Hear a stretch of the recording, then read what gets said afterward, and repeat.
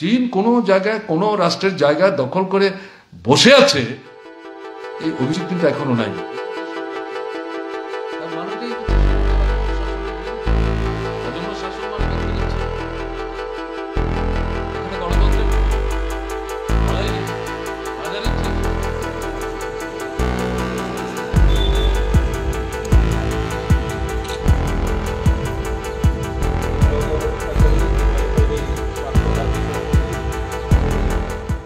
চীন কোনো জায়গায় কোনো রাষ্ট্রের জায়গা দখল করে বসে আছে, এই অভিযোগ কিন্তু এখনো নাই। উভয় পক্ষে কিন্তু আলোচনা করছে।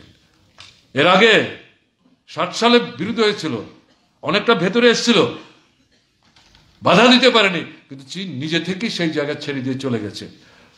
বিনোবা ভাবের নাম যদি শুনে থাকেন, তিনি ভুটান যজ্ঞের নেতা ছিলেন, তিনি কমিউনিস্ট ছিলেন না। ওই 60-এর অভিজ্ঞতার পর তিনি একটা জায়গায় বলেছিলেন, ওই দেখো কমিউনিস্টদের, দেখো সমাজতন্ত্রীদের, তাদেরকেও আটকাতে পারেনি, তারা কিন্তু অনেকটা ভিতরে এসেছিল, দখলের জন্য আসেনি, শক্তির প্রদর্শন করার চেষ্টা হয়েছে, তারা প্রমাণ করে দিয়েছে তাদের শক্তি কত, কিন্তু আত্মম্ভরিতায় না ভুগে তারা ছেড়ে দিয়ে নিজেরা চলে গেছে।